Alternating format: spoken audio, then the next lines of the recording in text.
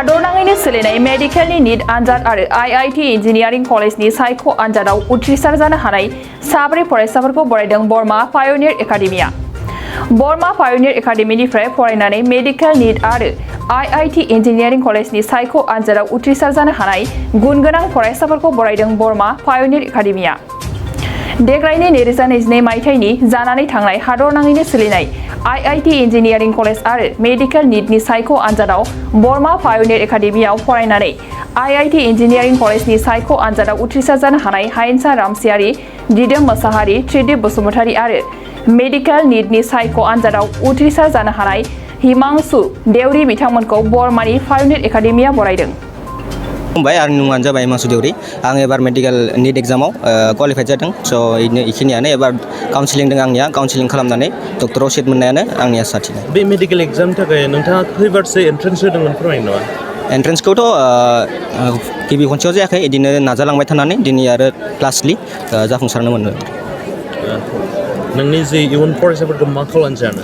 इयुन फरायसाफोरा बिनोदि एन्ट्रेन्स होनाय माने गासैबो एन्ट्रेन्सनि थाखाय प्रिपेरेसन खालामनायानो एसे माने गाइडनि गोनांथि जायो। बेवहाय बेनो जाहैबाय कनसिस्टेन्सिनि गोनांथि जायो। दिनै हमना ला 1 आवार बा 2 आवार फरायनानै जों हमना ला 7 आवारबो फरायबाय, गाबोन जुदि 2 आवारल' फरायबाय बिदि जानाय नङा। बा हदाय जुदि 5 आवार्सखौनो फरायो, खमानो फरायो, खिन्थु कनसिस्टेन्सि फरायनांगोन। आरो जेब्लाबो प्रिभियास इयार पेपार नीटनि थाखाय प्रिभियास इयार पेपार बायनानै मोनो, बेखौ जेब्लाबो फल' खालामनांगोन। आरो लिमिटेड स्टाडि खालामनांगोन, बारा आनलिमिटेड खालामनाङा। लिमिटेड स्टाडि खालामबा उनाव रिभिजननि थाखाय इम्परटेन्ट जायो। रिभिजन खालामनो जों मोजां हायो। आरो मोनसेबो टेस्ट थारमाने स्किप खालामनाङा, गासैबो टेस्टखौ मोजाङै होनांगौ आरो जाहाथे जोंनिया इमप्रुभ जालांबाय थायो मार्कसा, बेनो आरो।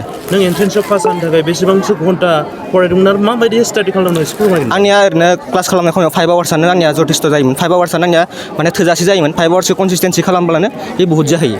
बे एन्ट्रेन्सनि थाखाय बहाबा कचिंफोर लानाय जादोंमोन नामा? कचिंआथ' आं गिबियाव लायाखैमोन, पुरा बाइन्डारनिफ्रायनो। बेनिफ्राय आरो सेल्फ स्टाडि खालामदोंमोन, बेनिफ्राय अनलाइन मोनफा मोननै नायदोंमोन आं। खुलुमबाय, आंनि मुङा त्रिदिप बसुमतारी। आं बे 2022 मायथाइनि IIT JEE एग्जामाव जाफुंसार जानो हादों। आंनि ST रेंकआ 322, बेनिफ्राय अल इन्डिया रेंक 27,000 मोननो हादों। आरो आं बेखिनि मोजां रिजाल्टखौ मोननानै आं गावनो गोजोननाय मोनदों। आरो आं मोजां इन्जिनियारिं कलेज IIT आव फरायनो मोनगोन बेखौ साननानै जोबोर गोजोननाय मोनदों। एन्ट्रेन्सनि थाखाय बेसेबांसो घन्टा फरायदोंमोन फोरमायनो नामा? आं बिदि घन्टानि जेबो हिसाब लायाखैमोन। आं जेब्ला गोसो जायो बेखिनिखौनो आं मोजाङै गोसो होनानै फरायोमोन। जे इन्जिनियाराव सिलेक्सन जानाय, बेवहाय खैबारसो माने एन्ट्रेन्स होनाय जादोंमोन? आं बे खेबावनो फार्स्ट होदोंमोन आरो फार्स्टआवनो मोजाङै रिजाल्ट मोनदों। नोंनि लोगोफोर मा खालामनो सानो? आं आंनि गासै लोगोफोर आरो जुनियरफोरखौ आं बेखौनो खावलायोदि माने गावनि फरायनायखौ मोजाङै लाखि आरो बेजों लोगोसे गावनि थांखिखौ माने सिगाङाव लाखिनानै माने खामानिखौ मावलांनांगौ। आरो बेखिनियानो। नोंनि सार मेडाम मोनखौ मा फोरमायनो सानो? आं पायनियर एकाडेमि बरमानि गासै टिचार, गासै फोरोंगिरि, मेनेजमेन्ट गासैखौबो आं थेंक इउ होनो सानो जे आंनि देरहासारनायाव माने जोबोर मदद होनायनि थाखाय। आंनि मुङा दिदोम मोसाहारि। आं तामुलपुर डिस्ट्रिक्टनिफ्राय फैयो। आं गावनि स्कुलिंखौ UN एकाडेमि थाइखारियाव खालामबाय आरो HS खौ आं बे पायनियर एकाडेमिनिफ्राय खालामबाय। आङो IIT होनो थाखाय बोसोरसे ड्रप लादों, जायखौ आङो सुपार 30 डिब्रुगड़निफ्राय कचिं लानानै खालामदों। आं बे जि जाफुंसारनाय, बेवहाय आंहा जोबोर गोजोननाय दं। मानोना जेब्ला सासे मानसिया माबा मोनसे खस्थ' खालामनानै, जायनि थाखाय थांखि होसोनानै बे खस्थ' खालामो, बेखौ होनबा जोबोर जाफुंनाय मोनो, गोजोननाय मोनो। आंना बे गोजोननायानो दं। नोंथांनि थांखि लानायाव नोंथांनि बिमा बिफाया माबायदि मदद होदों? आंनि थांखि लानायाव बिमा बिफा बा आइ आफानि मददआ बुंजाथावा। ओरैबायदि मदद खालामदों, माने आंखौ बादा होआखै। जेराव लानो गोसो बेयावनो ला, बिदि दं। मालाबा सोंबा अबाव लानांगो, नोंनि गोसो, बिदि होन्दों। थ' आं गावनि गोसो बायदि खालामनो हादों गासिखौबो।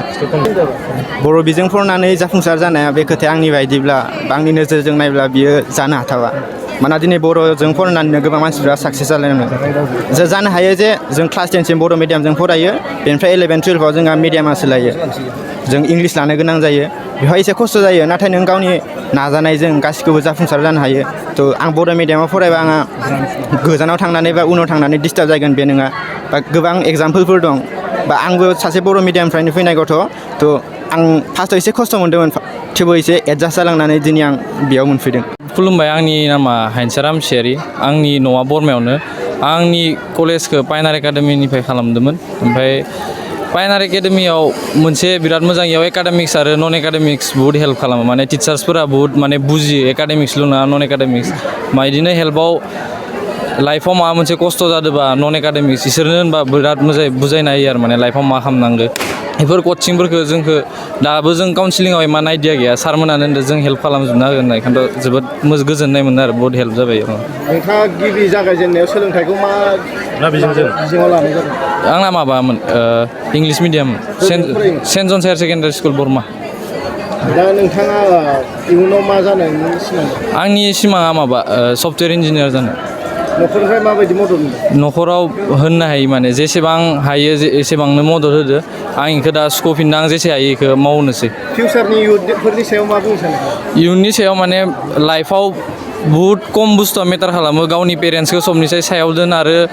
हेबिटफोरखौ मोजां खालामना ला आरो नोंनि सोरगिदिं सोर थायो इखौ मोजाङै बासिना लाबा नों सोरखौ फल' खालामो मानोना फरायनाया इफोरजोंसो मोजां जालांगोन नङाबा नोंनि एनभाइरनमेन्टआ थिग नङाबा नों मालाबाबो फरायनायाव साक्सेस जालांनो हाया आथिखालाव गोबां लाइमोनफ्रानो मबाइलजों बांसिन समखौ बारहोनाय नुनो मोनदों बेनि सायाव बै लाइमोनफोरा नों मा खालामनो सानो माने मबाइलखौ आसलथे जों बाहायनांगौसो मबाइलजों बाहायजानाङा दा जोंबो बुहुदानो लकडाउनमोन बांसिन अनलाइननिफ्रायसो बुहुत हेल्प मोनदों अफलाइनथ' क्लास जानो हायामोन ना बेखायनोथ' माने मबाइलखौ नांगौ हिसाबै बाहायनो रोंबा बुहुत हेल्प जायो खिन्थु मबाइलजों बाहायजाबा गैला आरो आं जोबोर गोजोनदों आरो फिलबो प्राउड फिल खालामदों जे जोंनि स्कुलनिफ्रायहाय साथाम स्टुडेन्टआ JEEआवहाय क्वालिफाइड जादों आरो सासेयाहा नीट एग्जामिनेशन एन्ट्रेन्स एग्जामावहाय क्वालिफाइड जादों बिसोरनि मुङानो जाबाय दैदेन मुसाहारि JEEआवहाय क्वालिफाइड जानाय आरो हायेनसा रामसियारि त्रिदेब बसुमतारी बिसोरबो JEEआवहाय क्वालिफाइड जादों आरो सासे नीट एग्जामावहाय क्वालिफाइड जादों बेनि मुङानो जाबाय हिमांशु दिउरि आरो आं बिसोरखौहाय आंनि गोसो गोरबोजोंहाय कंग्रेचुलेसन बुंनो सानो आरो बिसोरो जोंनि गोदान स्टुडेन्टफोर बिसोरखौहाय इन्सपायार खालामदों होननानै बुङो बिसोरखौहाय आङो उइश खालामो जे बिसोरो साक्सेसफुल जाथों होननानैहाय बिसोरनि फिउचार एहेडआवहाय बिसोरो मोजाङैहाय फरायनानैहाय मोजां मानसि जालांथों गिदिर मानसि जालांथों होननानैहाय आङो उइश खालामो बिसोरखौ बे समाव आङो देग्लाय 2022 मायथाइयाव जा मोनसे जाफुंसार जानाय जोंनि हास्थायनायमोन बेनि थाखाय जाखिनि फरायसा मोनदों जों जेनेबा त्रिदेब बसुमतारी दिदोम मुसाहारि हायेनसा रामसियारि आरो नीटआव हिमांशु देउरि जों जोबोर गोग्गानाय मोनदों नाथाय जों बे गोग्गानायावल' माबा जानानै थायाखै सिगांफोरनिफ्राय जेनेबा जोंनिफ्राय मेडिकेलाव सासे सानै बिदि मोनबाय दंमोन नीटआव आरो IITआवबो थांनाय बोसोरल'सो जों मोननो हादों बिनि सिगां सासे मोननो हादों थांनाय बोसोर मोननायखौ गासैबो मिथिखादों रायदाव बसुमतारी बिथाङा दा IIT बम्बेआव दङ देग्लाय बोसोराव नाथाय मोनसे सोमोनांथाव रिजाल्ट जोंबायदि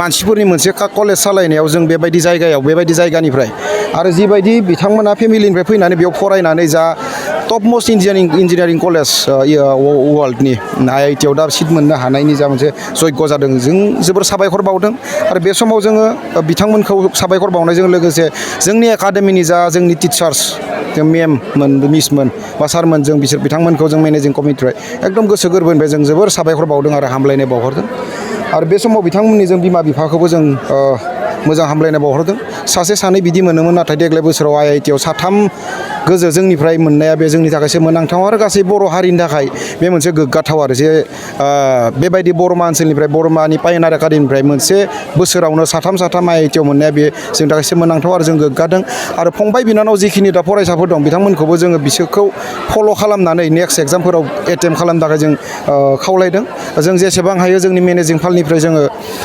टिचार्सआनो जा बा फरायसायानो जा जों नाजादों आरो नाजालांबाय थागोन बे पायनार एकाडेमिनि थाखायल' नङा गासै बर' फरायसानि थाखाय जों नाजागोन आरो बर' हारिनि थाखाय जों नाजागोन जानो हायो मोनसे समाव जाफुंसारगोन बे लेखायै जों दिनै जा साक्सेस जादों बे बर' जाथिनि थाखाय गेदेर साक्सेस होननानै जों बुंनो नागिरदों आरो जों लास्ट इयार जोङो नीटआव सानै थांदोंमोन जेरै निजोरा बर' बिथाङा बरपेटा मेडिकेल कलेजाव दं भुमित बसुमतारी बिथाङा तेजपुर मेडिकेल कलेजाव दं आरो बिनि सिगां बोसोराव जा नीटआव साथाम मोनदोंमोन जेरै GMCआव दं दा मनदिप रामसियारि बिथाङा मोननो हादों फार्दिनान्द बसुमतारी बिथाङा आसाम मेडिकेल कलेज डिब्रुगड़आव दं आरो फ्रिदम गयारी बिथाङा तेजपुर मेडिकेल कलेजाव दं दा बेखिनियानो जोंनि लास्ट बोसोरब्रै बोसोरबानि मोनसे रिजाल्टमोन नाथाय देग्लाय बोसोरा जोंखौ सोमोनांहोदों आरो बे बोसोरनिफ्राय आं सानो जा फंबाय बिनानावमोना बेयाव फरायनो फैदों जि पार्सेन्टेज लानानै फैदों बै पार्सेन्टेज लानानै फैनाय गथ'फोर हिसाबै आं बेबायदि आनजादाव पास खालामनो हाबावगोन होननानै आसा थिदों आरो जों मेनेजिं कमिटिया नाजालांबाय थादों आरो जोंनि जा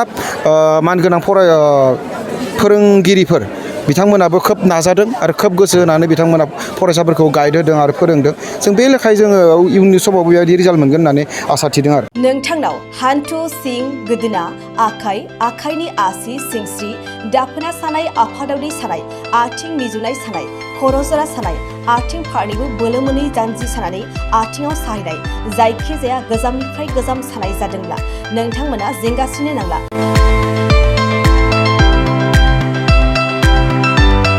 नोंथांमोननि थाखाय खम बेसेनावनो लाबोदों फिल नेचार जइन्ट फेन वेल बे थाव मालिसखौ फुनोब्लानो नोंथांनि गासै सानाय जेंनाया खारगोन अब्ला मानोथो गोबाव खालामखो अर्डार आरो गोबां मोनथिनो थाखाय नैबे जानबुं नङाव फन खालाम 9974030738